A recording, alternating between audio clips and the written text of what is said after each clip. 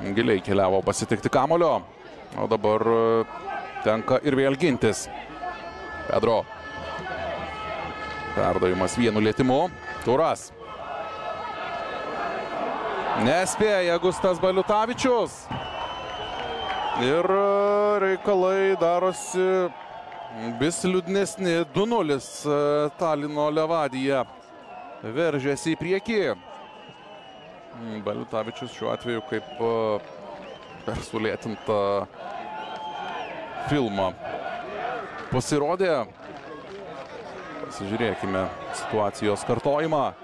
Taip, viskas iš lėto vyko, bet šiek tiek pavėlavo sureaguoti Gustas Baliutavičius.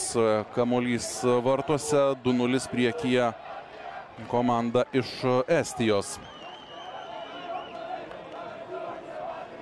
Aišku, 2-0 dar ne pasaulio pabaiga.